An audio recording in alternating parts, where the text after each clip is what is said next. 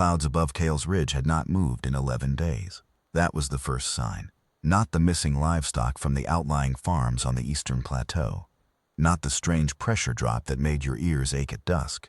Not even the lights that old Marin Voss swore she saw hovering over the ridge 3 nights running. It was the clouds. They did not drift. They did not build or thin with the wind. They simply sat above the valley like a bruise that refused to heal. And Sergeant Orrin Voss had been watching them long enough that he no longer needed to look up to know they were still there.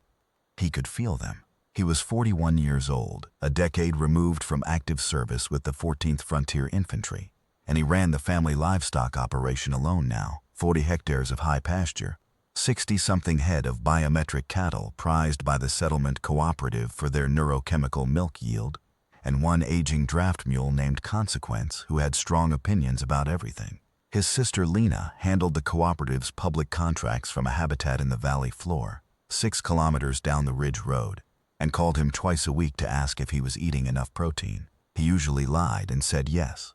It was Lena who first told him the Galactic Cooperative Survey had flagged an unclassified atmospheric signature above their sector. "They're saying weather anomaly," she said over the comm.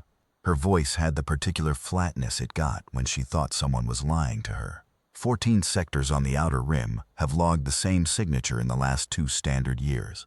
They're all classed weather anomaly. You think they're wrong.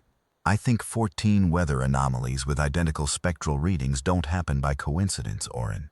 I think someone knows what it is and has decided we don't need to. He had walked out onto the porch after that call and stood with a cup of cooling grain coffee and looked at the ridge clouds for a long time. Consequence had stood beside him, head low, ears moving in small arcs like antennae tuning a signal. The cattle in the far paddock were clustered near the southern fence line, all of them facing the same direction, away from the ridge. Animals knew, in the deep muscle wordless way that survival had burned into them over millions of years of being prey. They knew something was up there, and they wanted nothing to do with it. Orrin set down his coffee and went inside to find his old service pack. He wasn't looking for trouble. He just wanted to know what was making his animals behave that way. That was, looking back, the last quiet thought he would have for a long time. The first disappearance that couldn't be explained as predator activity happened on a Tuesday. His northernmost paddock ran along a shallow creek fed by meltwater off the ridge. The fence was intact, the gate was locked, the ground was dry and showed no tracks other than hoofprints. But 3 head of cattle were simply gone. Not eaten, there was no blood, no sign of struggle, no disturbed earth. Gone, the way a word disappears when you stop knowing what it means. He filed a report with the cooperative, noted the clouds, and moved the remaining animals to the south pasture. On Thursday it happened again. 2 more head, same paddock, same conditions. On Friday night, Consequence refused to go into the barn. Orrin watched the mule stand at the barn door, back hooves dug into the earth, every muscle locked, eyes showing white, and felt a cold wire of recognition pull tight across his chest. In 12 years of working with the animal, he had never once seen Consequence refuse the barn. Rain, lightning, the smell of a neighbor's burning chaff. Through all of it, the mule went into the barn at dusk without argument. Whatever was up there on the ridge, whatever was in those unmoving clouds, Consequence could smell it from 600 meters away and had decided the barn was too close. Orrin did not argue. He left the mule in the south pasture with the cattle and went inside and sat at the kitchen table and pulled out the old topographic survey of the ridge. He had been a scout. Before the infantry, before the siege of Drakehurst Station, before any of it, he had been a scout, which meant he had spent years of his young life learning to read terrain the way other people read text. Looking at the ridge map, he worked his way methodically through what he knew. The clouds sat in a stable position approximately 300 meters above the highest point of the ridgeline, which was locally called the Widow's Back. The terrain there was exposed rock and scrub brush. There was a decommissioned survey tower, an old infrastructure marker from the original settlement grid, and nothing else. Nothing there that would attract a predator of any kind. Nothing there that the Wildlife Survey had ever flagged. But something was up there. He thought about the 14 sectors. He thought about the spectral signature. He thought about his animals' faces all pointed south. Then he went to bed, because tomorrow was going to be a long day, and he had learned a long time ago that exhaustion was how you got killed. He did not go up the ridge alone. His instinct was to go alone. He was built for solitude the way some people are built for crowds, comfortable in his own silence, dependent on the clean simplicity of one person making one set of decisions without having to consult anyone. But something about those clouds made him want a second pair of eyes. And the only person he trusted enough to call at 5 in the morning without a full explanation was Davi Cross. Davi had served with him at Drakkar. She was a combat systems specialist, not infantry, not a trigger puller, but the kind of person who could look at a piece of unfamiliar technology and have it partially disassembled and mapped in 40 minutes. She ran a repair shop in the valley now, 3 buildings down from Lena's cooperative office, and she had the same flat watchfulness that long-service veterans never quite lost. When he called her and told her the clouds hadn't moved in 11 days and his mule wouldn't go into the barn, she didn't ask him why he was calling her about it. She just said, "I'll bring the long-range scanner." They drove up the ridge road before dawn, the sky above them still dark except for the cloud formation, which caught the first gray light in a way that normal clouds didn't. Too flat, too smooth, the undersurface like the inside of a shell. Davi watched it through the passenger window without comment. Consequence, who Oren had left in the south paddock, had lifted his head and tracked the truck all the way to the Ridge Road junction, standing still and watching until they disappeared around the first bend. The decommissioned survey tower was exactly as the map showed it. Metal strut construction, 20 meters high, a corroded observation platform at the top. The surrounding area was flat rock and dry brush, 180 degrees of open sightline in every direction. Nothing had disturbed the dust on the access track in months. Whatever was in the sky above them left no ground trace. Davi set up the scanner on the hood of the truck and ran a full atmospheric profile. The scanner was old, survey-grade equipment from before the cooperative had upgraded its monitoring network, which meant it was slow and imprecise but had no digital handshake requirement, no network ping, no anything that would announce its presence to a monitoring system. She had chosen it deliberately. "Biomass signature," she said very quietly, after the scanner returned its first reading. Oren looked at the screen. "That's not weather, no." She was very still. He had seen her be still like that exactly once before at Drakkar in the 9 seconds between identifying a hostile targeting signature and the moment the first round came in. "It's large, much larger than the scanner can fully resolve. The profile is," she paused, running the comparison function.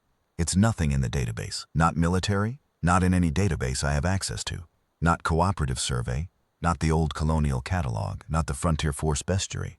She looked up at him. The scanner's dim display lit the lower half of her face. "Oren, this thing is the size of a mid-class transport vessel." He looked up at the cloud. The sky above the ridge was beginning to show the first gray-blue of dawn. The cloud sat there, still, massive, patient. "It's alive," he said. "The biomass reading says yes, and it's been there 11 days, at minimum." She was already packing the scanner back into its case. "We need to go," agreed. He didn't look away from the cloud until he was in the truck, and they were moving back down the ridge. Even then, the feeling didn't leave.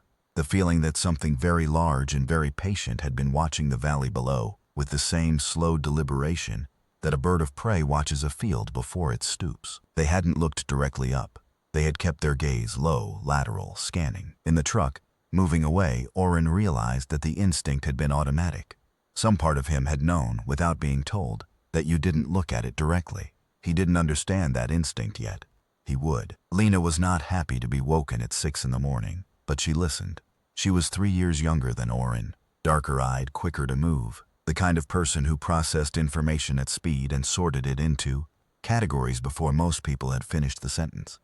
She sat across the kitchen table from him and Davi with a cup of strong tea and let them lay it out. The disappearing livestock, the cloud position, the biomass reading, the 14 other sectors. And when they finished, she sat with her tea for a full 30 seconds before she said anything. "The cooperative survey knows," she said. "They classified it, which means whoever runs their classification department has a theory about what it is, and has decided that the theory is not public ready. Which means dangerous," Davi said. "Which means something they can't defend against. Which means they're buying time. Which means they have no idea what to actually do about it, and they're hoping it goes away on its own."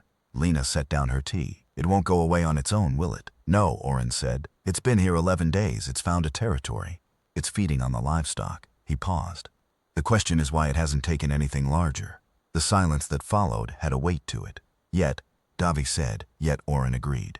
What he didn't say, because he was still turning it over in his mind, was what he had realized on the drive back down the ridge. The cattle that had vanished, they had been in the northernmost paddock, the one closest to the ridge. The ones farthest from the ridge were fine. The animal was taking the closest prey first and working its way outward, which meant it was methodical, which meant it was patient, which meant it thought on a timescale that didn't match desperation or opportunism. It had 11 days of food in the paddocks closest to the ridge. After that, it would need to range wider, and the Haywood settlement, the name came from the original colony founders, whose descendants had become Oren and Lena's family by marriage 3 generations back, was in that wider range. He needed more information before he could act. He needed to know how it hunted. He needed to know if there were patterns. He needed to know, specifically, whether the instinct not to look at it was meaningful or random. He called in a favor from a retired colleague who ran the Frontier Force Archive at the regional depot. The man's name was Corin, and he had spent 30 years cataloging encounter reports from every surveyed sector of the Outer Rim. Oren described the signature and the behavior and asked if anything in the archive matched. Corin called back 4 hours later. "There's a partial match," Corin said. His voice was careful. "Unverified encounter report from a surveyor team, Sector 44, 11 years ago. They described a large atmospheric entity with predatory behavior. Biomass class, not mechanical. They noted that it appeared to use visual attention as a trigger." Visual attention? Their words were, "Hold on. Sound of paper or data scroll. Entity appears to respond to direct eye contact. Subjects who maintained frontal gaze were taken. Subjects who averted gaze were not." Oren stood very still in his kitchen. "What happened to the survey team?" A pause. "The report was filed by 1 survivor. The rest of the team, 7 people, were taken in a single encounter. 1 survivor, the one who didn't look." Oren thanked Corin and ended the call. He stood in the kitchen for a moment, looking out the window at the south pasture where Consequence was standing, head low, eyes directed steadily at the ground. Then he went to find Davi and Lena. The plan came together in pieces over 2 days, and it was not elegant. Elegance was for people who had time and resources. What they had was a biomass scanner, 3 sets of eyes, 60 years of combined military and technical experience, and a valley full of people who did not yet know what was living in the clouds above them. The last part was both their greatest constraint and the thing that set the parameters of everything they had to do. They couldn't let it escalate to a mass panic. They couldn't trigger a full evacuation that would scatter people into the open terrain, where the entity could pick them off one by one, and they couldn't alert it, whatever alerting it meant, before they had a plan. The visual attention trigger was the key. Oren sat with it for a long time. It wasn't simply that the entity was attracted to people looking at it. It was something more specific. The survey report had used the word frontal gaze, which implied that the entity was reading not just presence but attention, the direction of focus, the orientation of threat assessment. In the military, there was a specific term for this: dominant threat posture. You broadcast it whether you meant to or not, and trained soldiers learned to read it in fractions of a second. If this entity operated on similar principles, then the animals, who spent their whole lives moving through environments where something was always trying to kill them, had the right instinct. Don't look at the apex predator. Don't show it that you see it as a threat. Don't challenge it, which told Oren something about the entity's psychology. Something that everything alive that had ever been challenged or predated also had: territory, status, the compulsion to respond to a perceived challenge. It wasn't just hunting, it was dominance behavior, and that meant it was predictable, at least in outline, because every creature that operated on dominance behavior, from the smallest fighting fish to the largest pack animal, followed the same fundamental logic: assert presence, establish territory, respond to challenge, take prey, remove the challenge cue, and the predator's attention moved elsewhere. The question was whether they could exploit that. Davi had a second idea, which was brutally practical. They needed a recording, not for the cooperative survey, which had already decided to look away, for the wider network, for the citizens of 14 other affected sectors, who didn't know what was living in their cloud cover, for anyone who might actually be able to bring the kind of assets to bear that 3 people on a ridge ranch could not. "We get footage," Davi said. "Clear, unambiguous, biomass-verified footage. We route it through a civilian relay so the survey can't suppress it. It goes wide. Suddenly it's not a 14-sector weather anomaly anymore. It's evidence." Getting close enough to record it means getting close enough to be taken, Lena said, only if we look at it directly. Davi tapped the table. We need a camera that doesn't require a human operator in the line of sight. It was Lena who solved that part. She had, in the back of the cooperative's equipment shed, a vintage survey drone, not a modern networked unit, a first-generation autonomous survey platform from the early colonial period, before settlement networks were built, which meant it ran on closed-loop optics with no external signal interface. It couldn't be shut down by whatever electromagnetic field the entity used to disable modern electronics, a field that Davi had confirmed existed, based on the scanner readings. Old technology, dumb technology, the kind of technology that worked because it was too simple to be disrupted. Orrin looked at the drone and thought about his father, who had always said that the most reliable tool was the one with the fewest moving parts. They had one more problem, and it was the largest, bait. To get clear footage, they needed to bring the entity close enough and low enough for the drone to record it, which meant someone had to be in the open, visible, accessible, visible enough that the entity's territorial logic would bring it down, but not looking at it, never looking at it, doing the most human thing possible, being present without being a challenge. Orrin volunteered without thinking about it, and before Davi or Lena could object, he laid out the logic.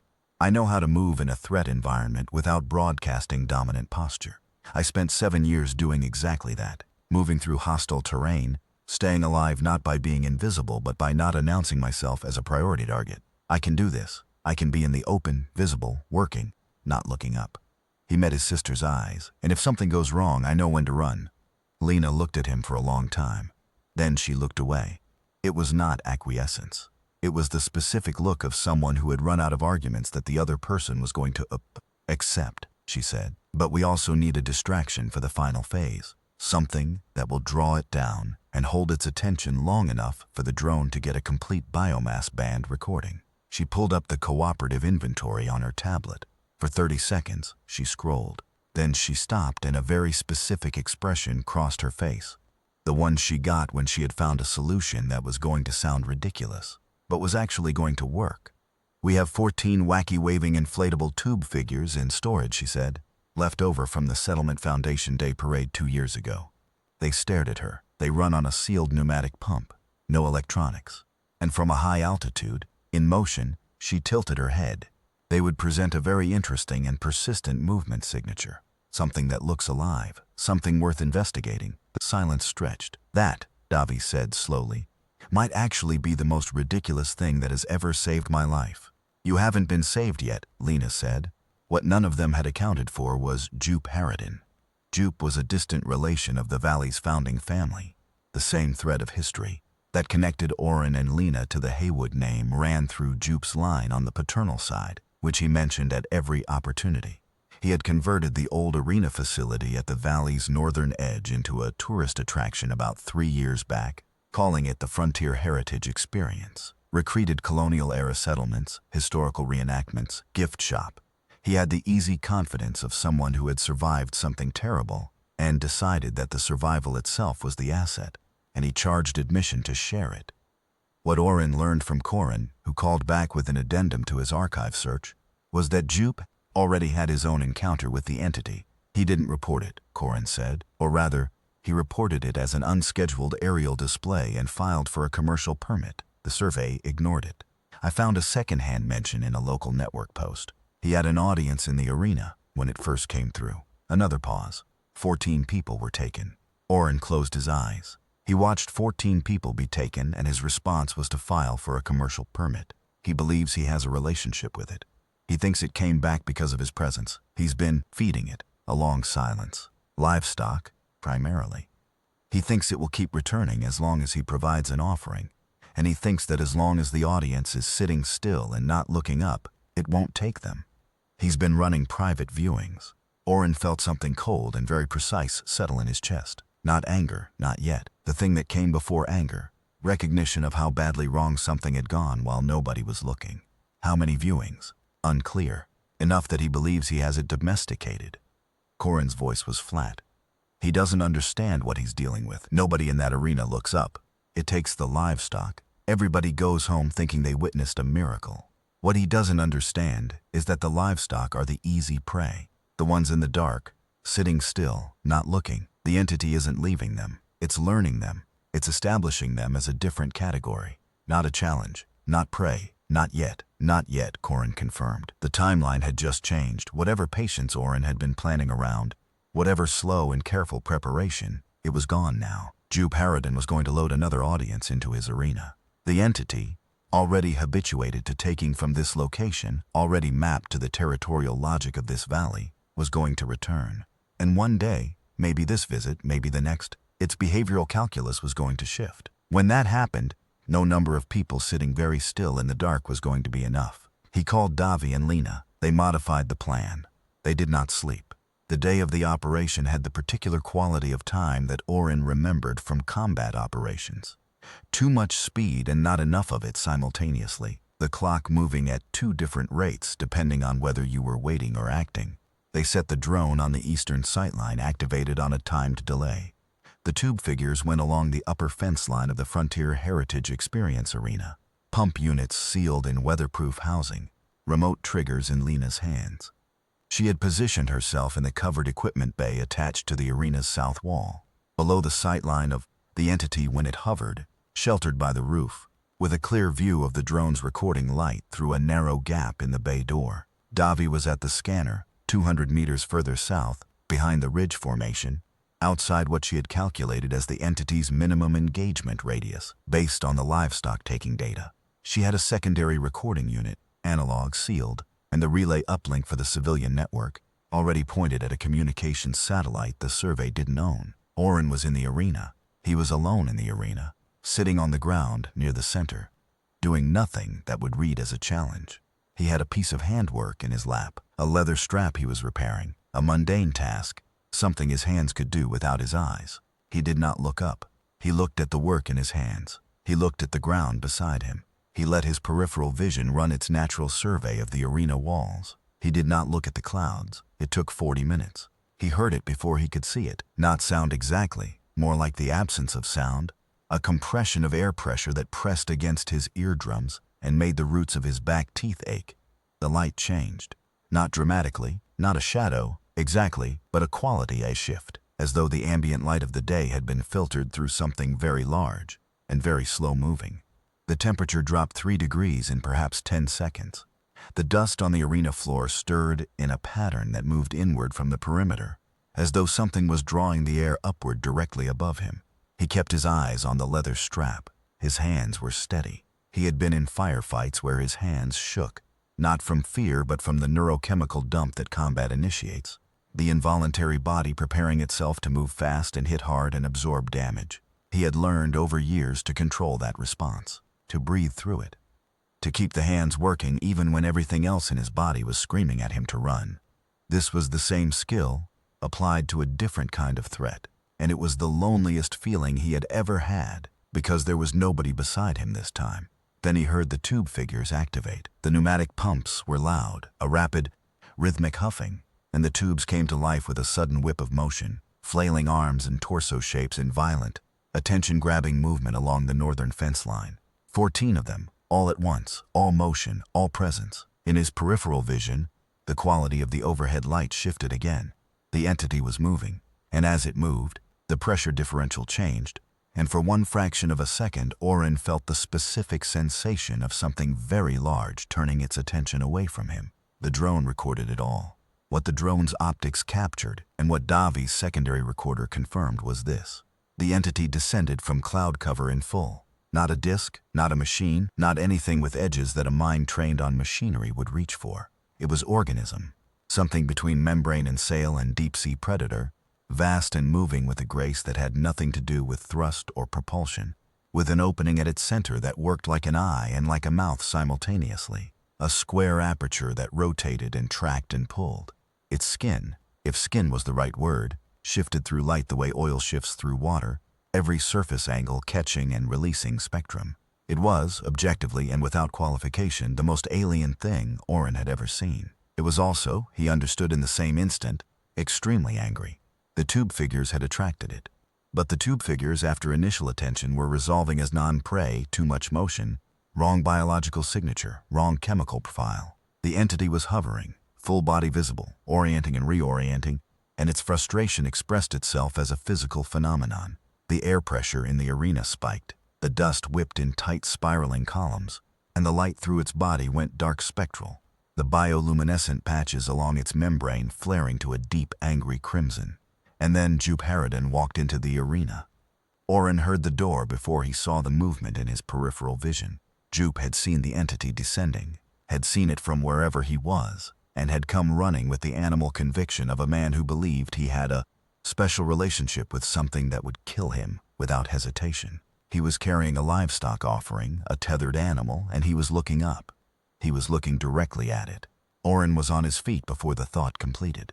He was moving across the arena floor in a low, fast lateral run, not toward the entity, not away from it, not in any direction that would present as a challenge or a threat, but toward Jupe, because Jupe was about to die, and whatever else was wrong with Jupe Harridan, he was a person, and Oren was not going to stand 4 meters away and watch him be taken. He hit Jupe with a shoulder block that knocked both of them to the ground. He got his hand up and over Jupe's eyes as they fell. Not elegant, not precise, just cover the eyes, break the gaze, remove the trigger. They hit the packed earth floor hard. The tethered animal bolted. The entity's attention, drawn by Jupe's direct gaze, tracked the motion and tracked it to the fleeing animal, which was closer and moving faster and presented the flight response that meant prey. The entity took the animal. Oren lay on the arena floor with Jupe underneath him and listened to the sound of the entity feeding, a pressure differential and a brief cessation of the air pressure compression, and kept his face against the dirt and did not look up. Jupe was shaking, not from the impact, from the specific recognition of a man who has just understood something about his situation that he had been refusing to understand. "Don't move," Oren said very quietly. "Don't look up. Don't look at it at all." "I thought," Jupe's voice was barely sound. "I know what you thought." He paused. "You were wrong." The entity circled above them for another 3 minutes by Oren's internal count. He kept his face against the ground. He kept Jupe's eyes covered. He breathed slowly and evenly and ran his thumb along the seam of the leather strap that had somehow ended up still in his hand. He did not look up. Then the pressure changed, the temperature rose, the light above them shifted from filtered to direct. The entity was withdrawing. He waited 2 full minutes after the light normalized before he moved. Davi had the footage. She had it clean and complete. Full biomass band, visible spectrum, the entity in open display from initiation of descent to withdrawal, 46 seconds of unambiguous recording that left absolutely no room for reclassification as weather phenomenon or atmospheric anomaly. She had it on 3 redundant formats, 2 analog, 1 on a sealed memory core, and the moment the entity had withdrawn past the minimum engagement radius, she had uplinked the primary copy to the civilian relay satellite. By the time Oren walked out of the arena with Jupe's arm over his shoulder, the footage was already routing through 16 civilian network nodes across 4 sectors. By the time they reached the equipment bay where Lena was waiting with the scanner and the relay confirmation light blinking green, it was on 22 nodes. By the time they were sitting in Lena's kitchen drinking strong tea and watching Jupe Harridan stare at his own hands, it had been received and confirmed by the Citizens Outer Rim Coalition, the Independent Survey Cooperative, and 3 major news feeds that the Galactic Cooperative Survey had no authority to suppress. Lena was tracking the confirmation traffic on her tablet. She was very still in the way she got when she was processing faster than her face could express. 47 sectors, she said. Oren looked at her. Confirmed atmospheric signature matches across 47 surveyed sectors, not 14. 47. She set the tablet on the table. The survey was running suppression on 33 additional sectors worth of data. They've been doing it for at least 4 years. Her voice was even. This isn't one entity, Oren. This is a class. There is a class of organism, predatory, territorial, biomass-scaled, that has been present in the outer rim sectors for at least 4 years, and the survey has been systematically reclassifying every encounter report as weather phenomenon. The kitchen was very quiet. "Why?" Davi said. "Because they can't stop it." Lena picked up her tea. "They have no weapons platform in the standing fleet inventory that can engage a target with this behavioral profile, without catastrophic collateral risk to civilian settlements. The entity is attracted to threat-dominant attention behavior, which means any standard military engagement posture would make it more aggressive, not less. They've been suppressing the data because they have no viable response protocol, and they do not want to admit that, to the Outer Rim civilian population. Jupe, who had not spoken since the arena, said very quietly, 14 people. They looked at him. The first time it came to the arena, 14 people were taken. He was still looking at his hands. I filed the permit. I thought if I gave it what it wanted, it would leave everyone else alone. A long pause. I know how that sounds. Oren looked at him. He thought about what it was to watch something terrible happen and come away with the conviction that you had found a way to bargain with it. He had seen that conviction before, in soldiers who survived things their unit did not, who built elaborate systems of belief around the specific choices they had made, as though the survival itself was proof that the choices were right rather than just lucky. It doesn't work, he said. You can't bargain with something that doesn't know it's in a negotiation. Jupe nodded once. He was a man who had just had the architecture of his self-justification taken away in about 10 seconds of real information, and the specific gravity of that was plain on his face. Oren looked at Lena's tablet. 47 sectors. Billions of people in aggregate, living below something that the governing body responsible for their safety had decided to quietly not tell them about. What do we do with the footage? Davi asked. We already did it, Lena said. It's out. The question now is whether anyone who can actually do something about it will. The response from the Galactic Cooperative Survey took 11 hours. It arrived as a formal communication to the Settlement Cooperative, addressed to Oren Voss by name, which told him that the survey's network monitoring had identified the uplink source, which in turn told him that they had been watching the civilian relay satellite, which in turn told him that the suppression operation had been more active and more thorough than even Lena had suspected. They knew. They had known about this specific settlement, about his specific investigation, and they had said nothing and done nothing. The communication was terse. It acknowledged the footage. It did not address the suppression. It requested, with the specific bureaucratic tone of an institution that had decided to begin from a position of authority it no longer actually held, that all civilian parties involved in the incident stand by for a formal cooperative survey response team, ETA 72 hours. 72 hours. Oren looked at Consequence through the kitchen window. The mule was still in the south pasture, still not going into the barn. The entity was still in the cloud formation above the ridge. He sent a reply, confirmed. Standing by. Recommend you send more than a response team. Then he sent the footage to every contact in his former service network, with a 60-word summary and 3 lines of technical data from Davi's scanner readings, and waited. The service network was not the survey. It was not the fleet. It was the distributed informal community of people who had spent years at the sharp end of the outer rim and kept in contact, the way people kept in contact when they had seen the same difficult things and wanted to make sure they didn't see them alone again.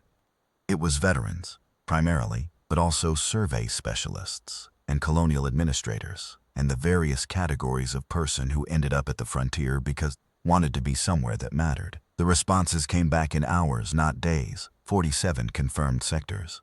11 of those had at least one person with Oren's skill set, combat experience, terrain reading, the specific knowledge of how to not trigger a dominance behavior predator.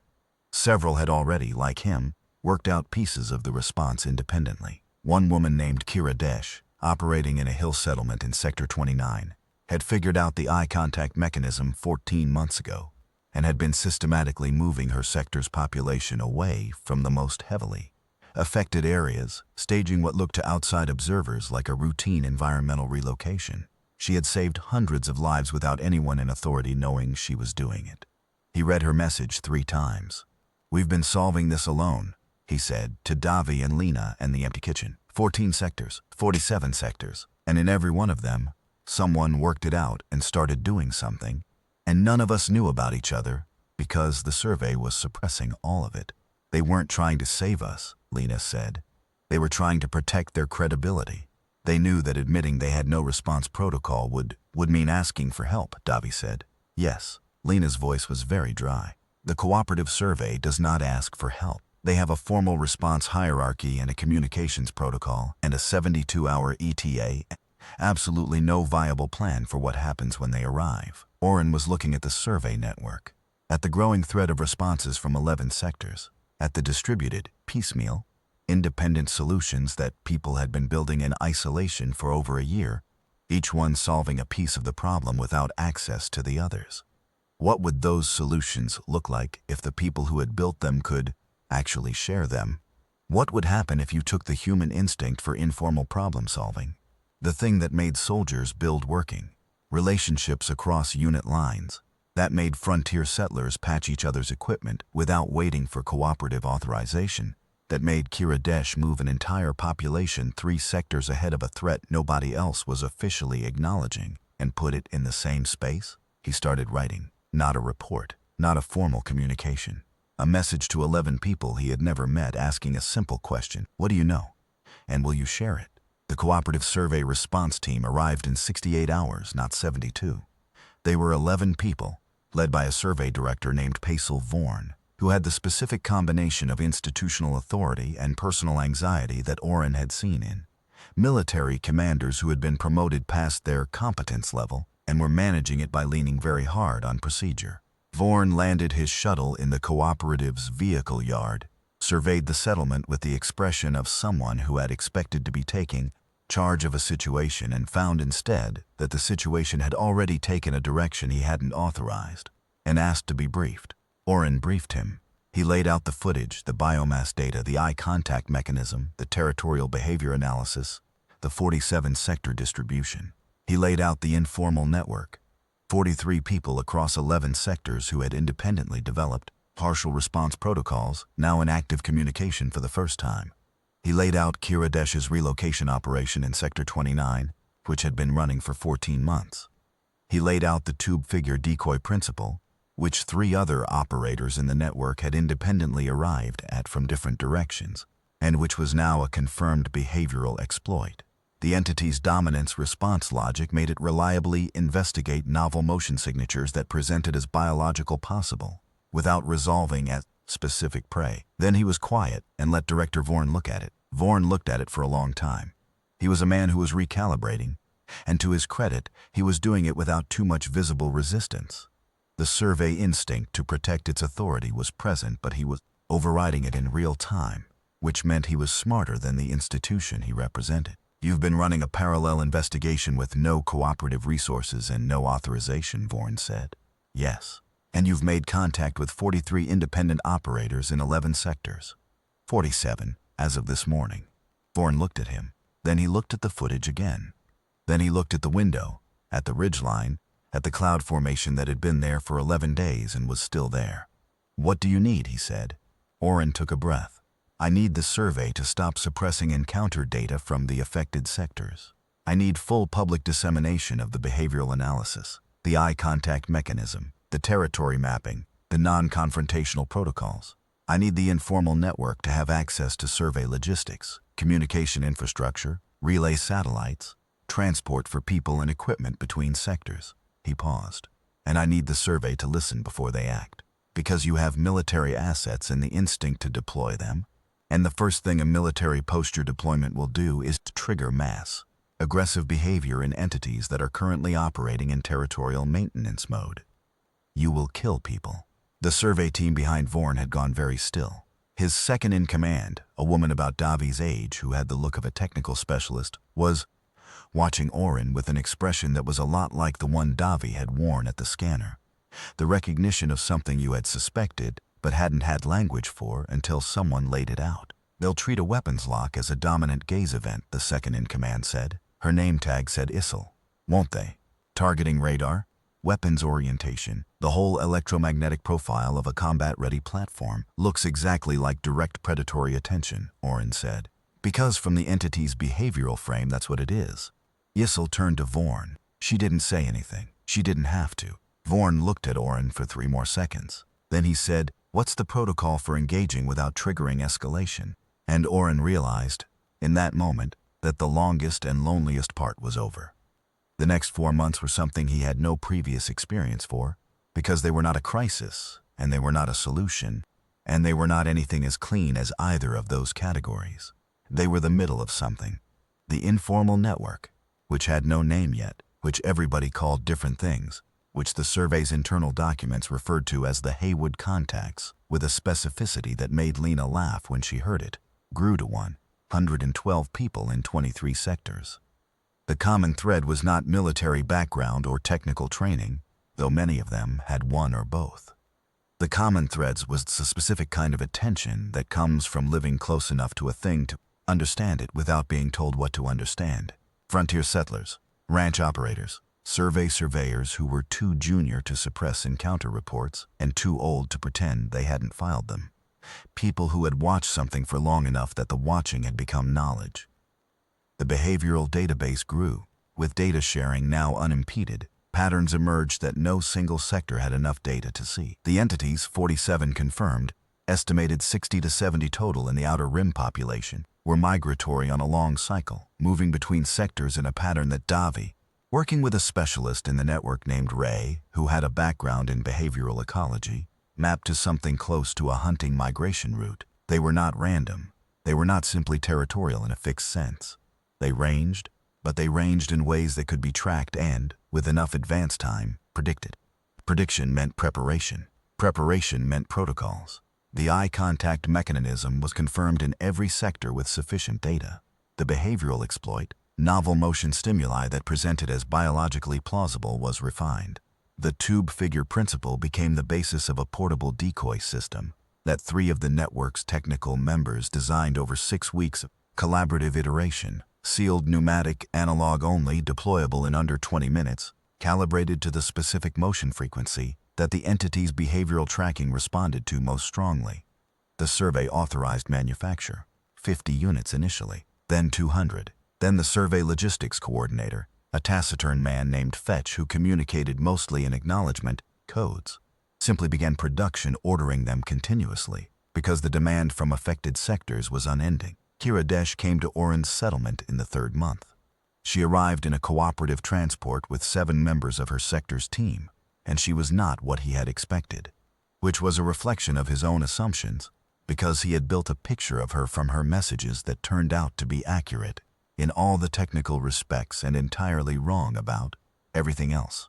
She was in her early 30s. She had a prosthetic left hand, the good kind, military spec, with full tactile feedback.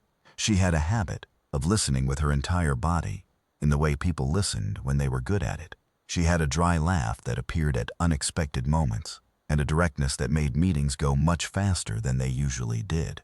She sat in Oren's kitchen on the 2nd evening, and they went through the Sector 29 data together, and she walked him through the specific decision tree she had used for the relocation operation, and it was clear and logical and remarkable in its thoroughness, and also in the fact that she had done all of it without any external validation whatsoever, without anyone confirming that she was right, without any institutional support, just the slowly accumulating evidence of her own observation and the lives that were not lost she worked. "Did you ever doubt yourself?" he asked. Not a tactical question, an honest one. She thought about it. "Every day for the first 6 months," she said. "Then I stopped having time to." He understood that exactly. The situation in aggregate moved toward something that was not resolution, but was perhaps the shape of a longer survival. The entities did not leave. This was the hardest thing to accept, and also, when you looked at it clearly, the thing that made the most sense. They had been present in the Outer Rim for at least 4 years, and there was no evidence that they were transient visitors. They were a feature of the ecosystem now, a predatory organism distributed across the settled Outer Rim with behaviors that were, once understood, manageable in the same way that any apex predator's behaviors were manageable. Not through elimination, which the survey's weapons platforms could not reliably accomplish without triggering mass escalation, but through understanding. Don't look directly. Don't present as a challenge. If they approach, use the decoy protocol. Maintain the distance that says, "I see you, I am not prey, I am not a threat. Let's agree to coexist in the same territory." It was not the HFY moment that Oren had grown up hearing about in old service stories. It was not humanity prevailing through grit and firepower and a triumphant last stand. There was no single moment of victory to point to, no battle won, no enemy defeated. What there was, instead, was 47 sectors of people who had figured out how to survive something completely alien to their previous experience by doing the thing that humans had always done at their best, which was pay attention, share information, trust the people who had been close enough to the ground to know things the institutions didn't, and adapt. He stood on the porch 3 months after the operation and watched the cloud formation above the ridge. It was still there. It might be there for years. Consequence stood beside him in the yard, head low, but the mule's ears were no longer tracking in tight, anxious arcs.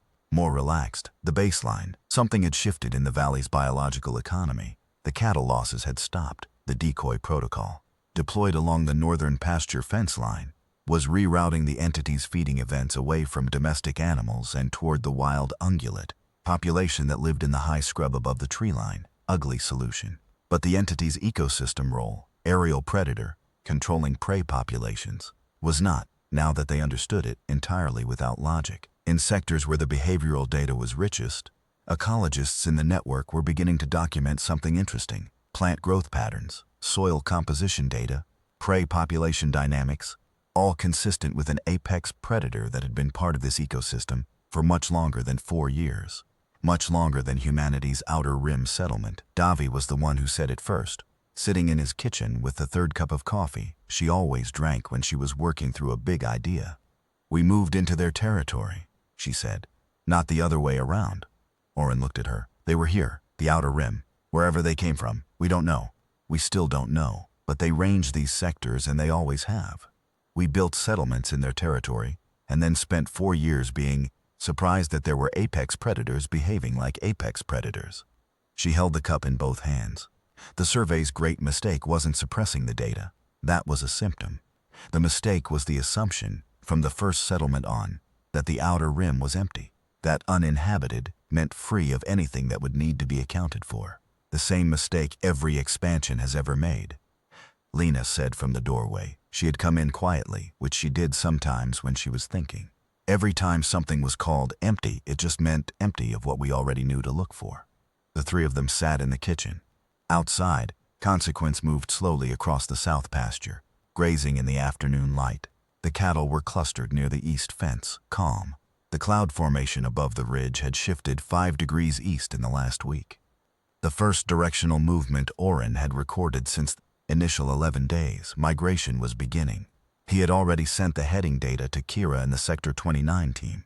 "We'll never look at the sky the same way," he said. "No," Lena agreed, "but we're still looking." The Galactic Cooperative Survey's formal report was published in the 5th month. It was thorough. It acknowledged the data suppression, attributed it to institutional risk assessment error, outlined the new behavioral classification framework for the organism type, officially designated Class 7 atmospheric megafauna in the survey taxonomy, and detailed the new sector-by-sector response protocols that had been developed in collaboration with the Haywood Contact Network, which was now its formal name in the survey's operational documentation. It also contained a section, buried near the end of a long technical appendix, that Oren read twice to make sure he was reading it correctly.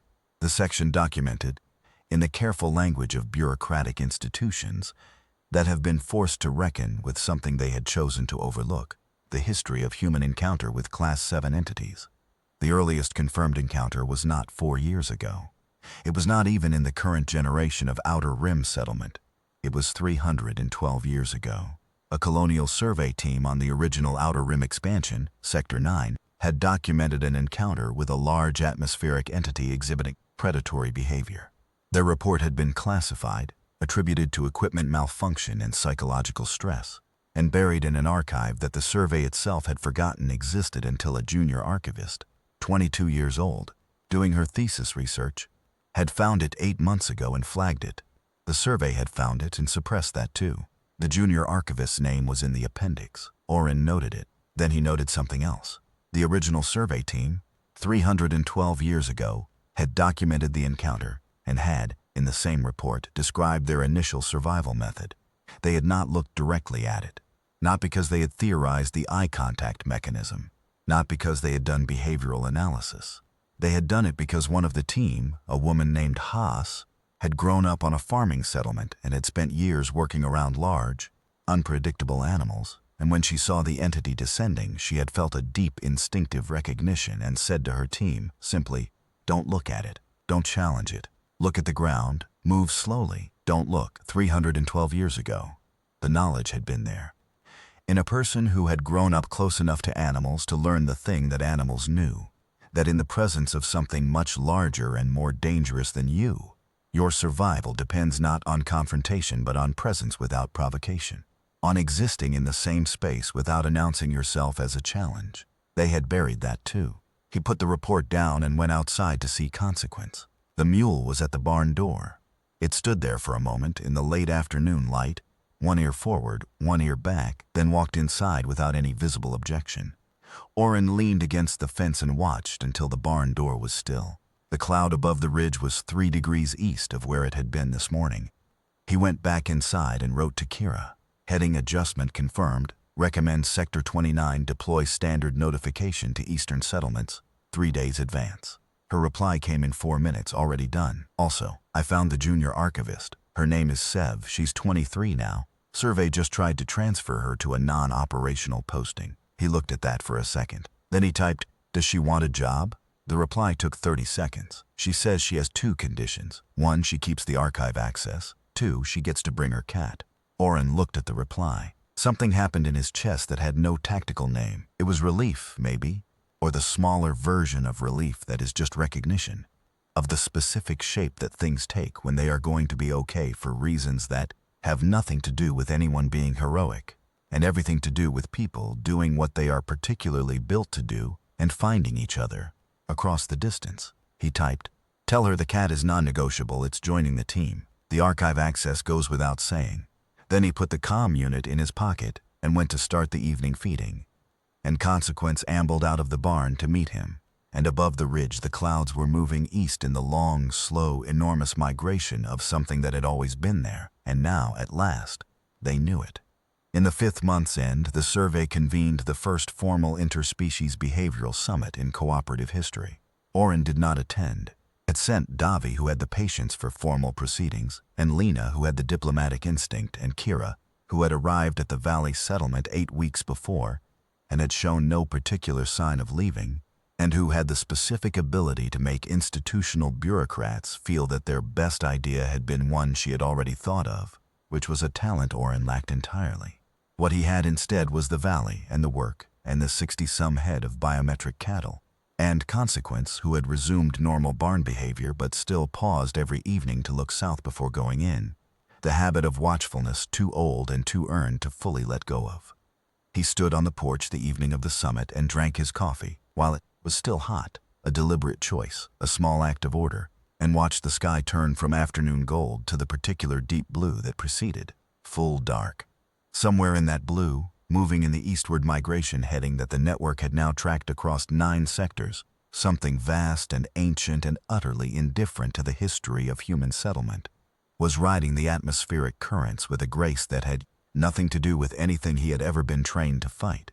He had been trained to fight things. It was useful. He did not regret it. But he had also, quietly and without anyone issuing orders for it, learned how to be present in a landscape without claiming it. That had taken longer. A comm alert from Lena, Summit Day 1 complete.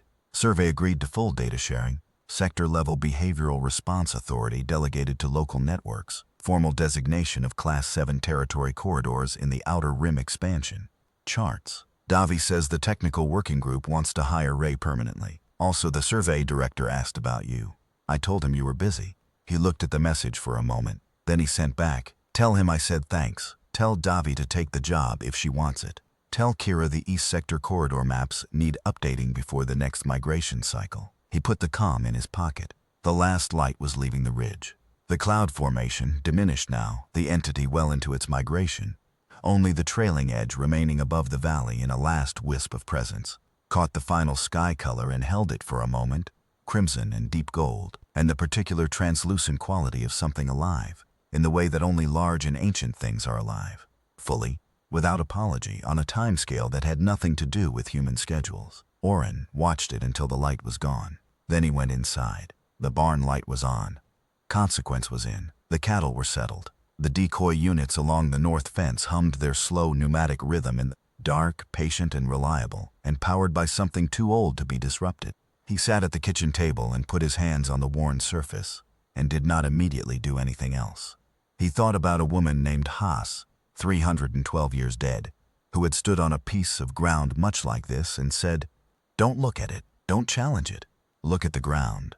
He thought about the archive and the junior archivist who had found it, and the cat that was apparently joining the team. He thought about 47 sectors of people who had worked out pieces of something alone and in isolation, and were now, finally, talking to each other. He thought about the 14 people in Jupe Harridan's arena, and the weight of that, which was not going anywhere. He thought about Kira's 14 months of solo relocation work and the specific loneliness of being right about something that nobody else will confirm. He thought about what it was to be human in a galaxy that was larger than human institutions and slower than human urgency and indifferent to human categories of what counted as a problem. He thought, we weren't the first ones here, and we won't be the last, and the sky is full of things we don't have words for yet, and we managed anyway, not because we were stronger, but because we were too stubborn to stop watching and too thick-headed to stop talking to each other, and too much like ourselves to pretend we didn't notice something until it was convenient. He thought, that's enough. Then he made another cup of coffee and got to work. There was a particular quality to the nights after the operation that Oren had no ready word for. Not peace, the entity was still there, the problem was still there. 47 sectors of people were still living below something that had no entry in any standard threat taxonomy. Not relief either, which was the emotion he associated with the end of immediate danger. And the danger was not immediate anymore, but it was not gone. It was something more specific, a kind of deep tiredness that was not unpleasant. The tiredness that came at the end of days when you had done the work that needed doing and the work was honest and the doing of it had cost you the right amount. He slept 7 hours the night after the survey team arrived, the first full night's sleep in 3 weeks. Consequence woke him in the morning by standing outside the bedroom window and making the low, carrying sound that meant the water trough was empty. Some things did not pause for the weight of interstellar behavioral ecology. He filled the trough, fed the cattle, made coffee.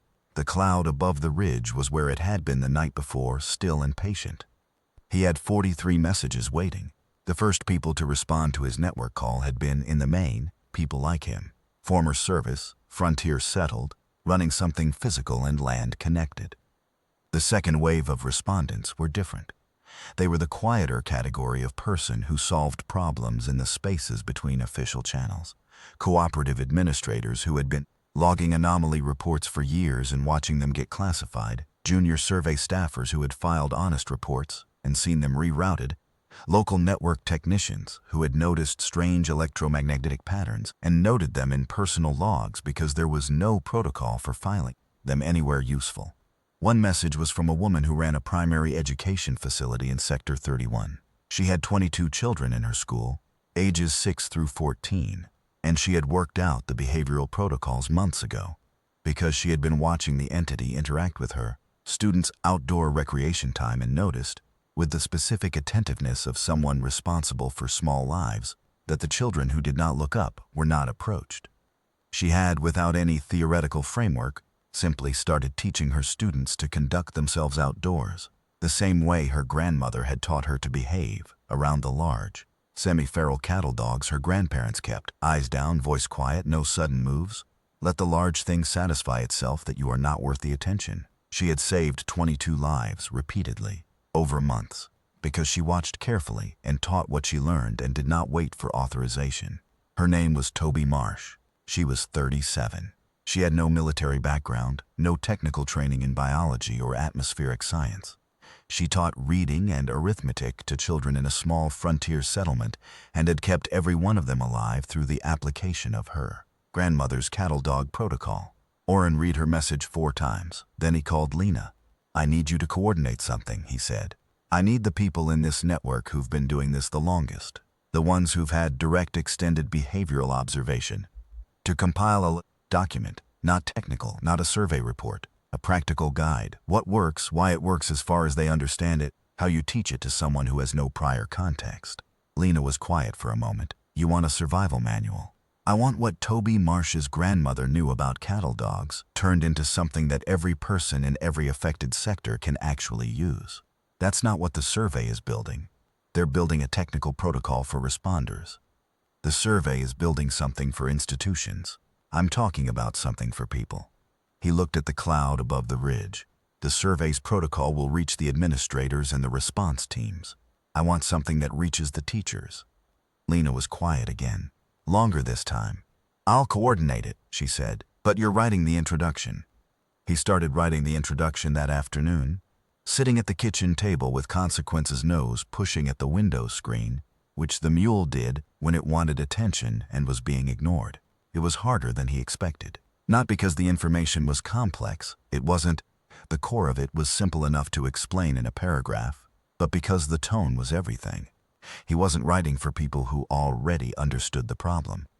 He was writing for the first moment someone encountered it, which was the moment most likely to go wrong. The moment when the instinct was to look up, to assert, to challenge, because humans were built for challenge, and the frontier had selected hard for people who leaned toward it.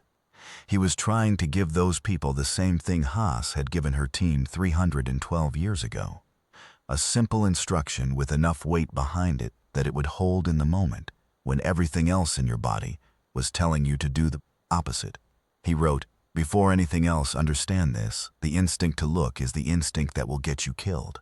Not because looking means fear or weakness or defeat. Because looking means, in the language this entity understands, that you see it as a threat worth your full attention. And in its behavioral frame, a thing that sees you as a threat worth full attention is either a predator competing for the same territory or prey that has decided to fight. Either answer gets you taken. The entity is not a problem to be solved by looking at it harder.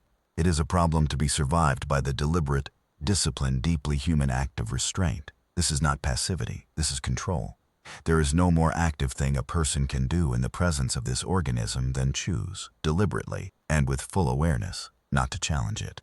He showed it to Consequence, who sniffed it and then lost interest, which he took as a reasonable editorial response. He sent it to Lena and told her to cut whatever wasn't working. She sent it back with one change. She had deleted 3 sentences in the middle that were, she noted in her annotation, "You lecturing yourself, not instructing anyone else." She was right. He kept her edit. The network document, which acquired the informal title of the Ridge Guide because Oren had mentioned the ridge in the introduction and nobody proposed anything better, was compiled over 6 weeks by 31 contributors across 19 sectors. It was 54 pages in its final form. It covered the eye contact mechanism and its limits, the decoy protocol in practical field deployable terms, the territorial mapping methodology, the signs that indicated elevated entity activity before a visible event occurred, the specific behavioral difference between an entity in active hunting mode and one in territorial patrol mode. The difference was subtle but identifiable and changed the response calculus meaningfully. And a section contributed entirely by Toby Marsh on how to teach the protocols to children of different ages without creating permanent anxiety responses. That last section was, in Oren's opinion, the best thing in the document. Toby had the gift that good teachers had for explaining complex things in terms of what the learner already knew. She used animal behavior the children were already familiar with.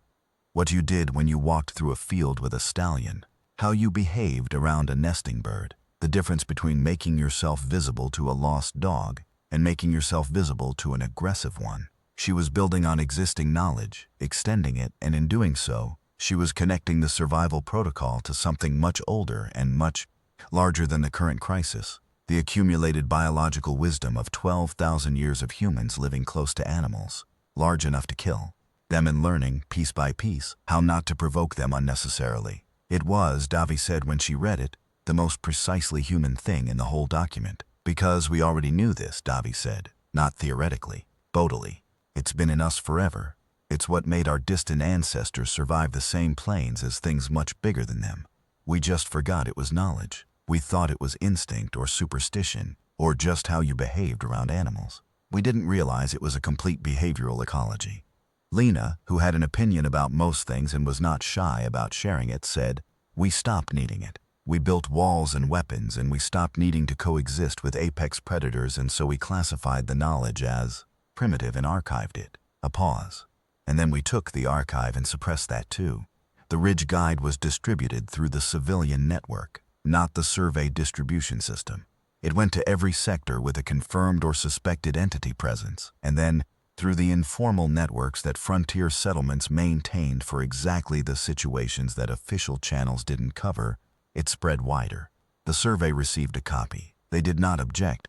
Director Vorn, to his credit, had included a reference to it in the formal response report. In the acknowledgement section, where institutional documents listed the authors of referenced works, The survey report listed 31 names.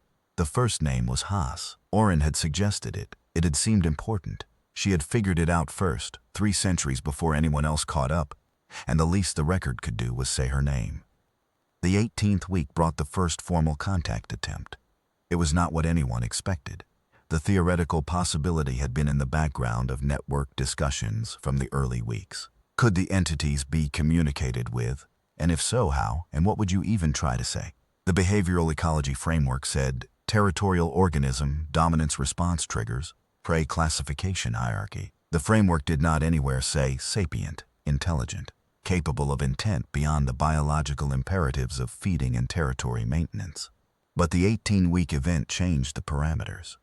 It happened in Kira Desh's sector, and she documented it with the characteristic precision that made her operational logs the best in the network. An entity, which the sector team had been monitoring and tracking in its regular territorial patrol route for 6 weeks, deviated from its established route. The deviation was not random. It was directed toward a specific location.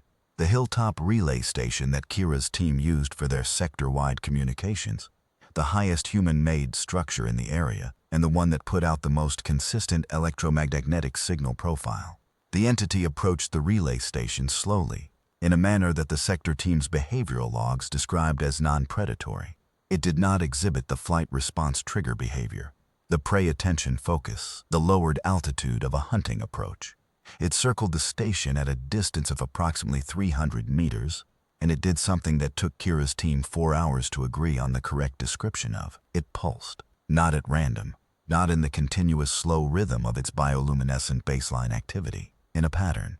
A recurring pattern that repeated with enough regularity to rule out random biological function, and this was the part that Kira flagged immediately as requiring network-wide review, had a structural correspondence to the repeating electromagnetic signal profile of the relay station it was circling.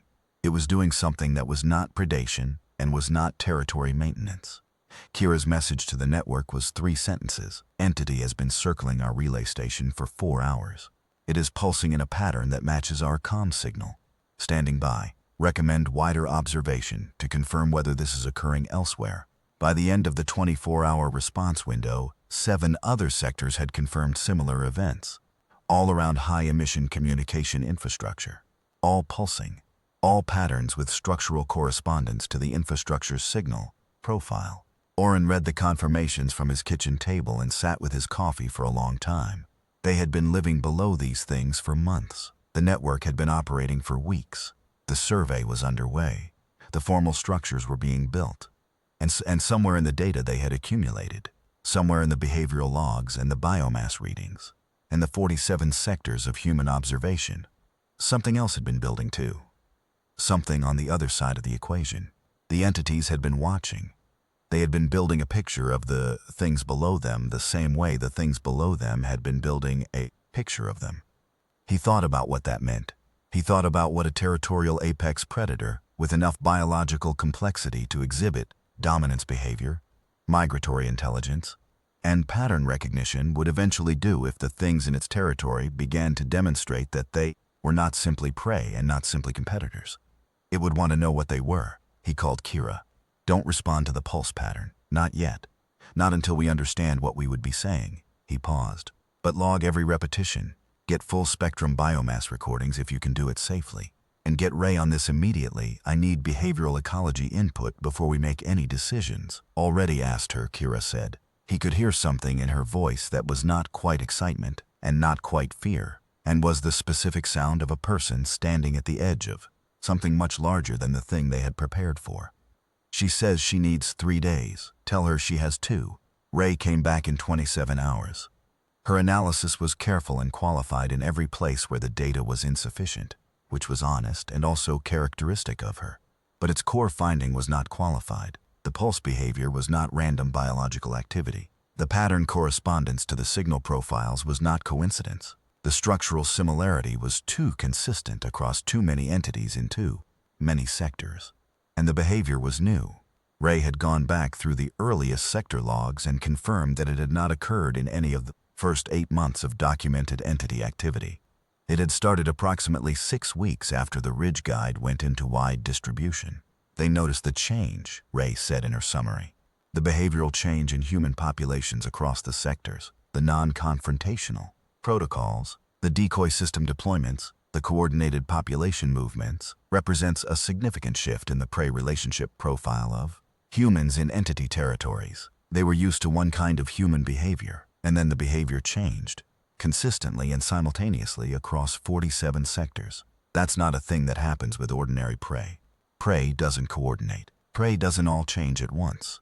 She had paused in the recording at this point. When she continued, her voice had a careful quality that Oren had come to associate with her when she was saying something she had checked 3 times before saying. They realized, she said, that we were talking to each other. The decision about whether to attempt communication was, in the end, not taken by the survey or by the network or by any formal body. It was taken by Kiradesh at 4 a.m. sector time, sitting in the relay station with a portable bioluminescent emitter she had built herself from parts in the sector's equipment inventory, when the entity that had been circling for 6 days pulsed a pattern that she recognized. She recognized it because she had been the one to design the standard network relay signal header. It was the opening of every coordinated communication the network sent between sectors. It was the specific pattern that said, "I am here. I am connected. I am not alone." The entity had pulled it from 6 weeks of electromagnetic observation and reflected it back. She pulsed back the same pattern. The entity held position. Then it pulsed back. Then Kara pulsed back. And they remained in that loop, the same 3-beat pattern, exchanged and re-exchanged, for 47 minutes, which was how long it took Oren's emergency call to get through and her to answer it. "Kira," he said. "I know," she said. "I know." But Oren, it reflected our signal. Not a territorial signal, not a predation signal, ours specifically. Do you understand what that means? He did understand. It meant that whatever came next was not going to be simple. It was not going to have a clean shape. It was not going to fit in any protocol or taxonomy or formal report. It was the beginning of something that nobody in the network or the survey or the history of Outer Rim settlement had any experience or framework for, and it was going to require exactly the kind of sustained, careful, unglamorous attention that the last 5 months had required, except it was going to be harder and stranger and longer. "I understand," he said. "I'm going to keep going," she said. "I know." He stayed on the comm. He didn't say much. She sent him the logs as she went, the pattern exchanges, the small incremental variations, Kira trying a second pattern and the entity matching it, Kira trying a third and the entity not matching it, Kira going back to the first and the entity responding immediately. The vocabulary was 3 words and neither of them had the cipher key yet, but the conversation was real. He sat in his kitchen and drank cold coffee and listened to Kira talking, through light, through pulse, through the particular frequency that humanity apparently used to say we are connected, we are not alone, to something that had been circling them for 6 days and had, over that time, and in some sense that nobody could fully account for yet, decided that the things below it were worth approaching differently. When the dawn came up over the ridge, the cloud above the valley was still. He looked at it for a long time. Then he went to feed the cattle, and Consequence walked beside him as they made their way across the south pasture, and the animal moved easily in the morning light, head up, ears at a normal angle without the tight, watchful tracking posture that it had maintained for months. The mule knew. The same deep muscle knowledge that had known something was wrong before any instrument confirmed it. The animal knew something had shifted, and it was moving through the world with a fractionally different weight. Not safe. Nothing was safe. The sky was still full of things that could take you if you weren't careful, and always would be. But different. Oren stood in the south pasture in the early morning light and let himself have 1 full minute of the thing that came before the next problem. A still, quiet recognition that the work of this particular stretch was done, and the work of the next stretch had not yet fully begun, and in the space between them there was something that was almost peace. The cattle moved around him, warm and slow and indifferent to everything except grass and morning light. He breathed it in, then the comm rang. It was Davi, calling from the technical working group, voice full of the particular urgency she used when she had found something significant in data and wanted to explain it to someone at speed. "I need you to look at the Sector 44 logs," she said. "The original 11-year-old encounter report, Corin's match. I found an annotation in the margin of the archived file, handwritten." He waited. "It says, they pulsed back. We pulsed first, they pulsed back. We didn't know what it meant. We were too scared to go further. We left. The morning was very quiet for a moment. 11 years ago, he said. 11 years ago. Someone else got to the same place Kira got to last night. And they left. He looked at the ridge, at the cloud. Send me the full annotation, he said, and get me Kira's contact. He had work to do. The thing about the sky, Oren thought much later, months later, when things had moved into shapes that he would not have predicted and could not have planned for, was that it had always been full, not empty and then suddenly populated. Not the clean frontier mythology story of humans pushing into unused space and finding it, to their surprise, occupied. Full always. The sky above every settlement humanity had ever built on the outer rim had been inhabited by things that moved in it on timescales and with purposes that had nothing to do with human expansion or human taxonomy. The mistake, the foundational, 4-century-old, endlessly repeated mistake, had not been moving into those territories. That was probably inevitable, given what humans were. The mistake had been the assumption that moving into a territory meant owning it, meant the territory reorganized itself around the human presence, meant the things in it had to be classified as either resources or threats with nothing in between. The entity in his sky was neither a resource nor a threat in any final sense. It was a thing that had been there before him and would be there after him, moving in the old long rations across the outer rim, feeding on what the ecosystem provided, operating on behavioral logics so old they predated the settlement of every planet Oren knew the name of. It had been provoked by Jupe's feeding experiments, by 4 years of suppressed human activity, by the various ways that poorly understood fear expressed itself in human populations. And it had predated, which was what provoked apex organisms did. And it had watched, which was apparently what sufficiently complex organisms did when the things in their territory started doing something unexpected. And now it was pulsing. And Kira Desh, 33 years old with a prosthetic hand and a dry laugh, was pulsing back in the darkness in Sector 29, and 11 years ago someone else had done the same thing and gotten scared and stopped. Humanity did not stop. That was the specific thing about humanity, not the grit, not the firepower, not the ingenuity that every old service story celebrated. Those were real. But the thing underneath them, the thing that made them possible, was simpler. Humanity did not stop looking. Not looking at the thing that would take you for looking, but looking at everything else. At the ground, at the detail, at the data, at the person 3 sectors over who was working the same problem, at the archived report from 11 years ago and the handwriting in the margin, at the cattle's ears, at the way an animal moved when something had changed.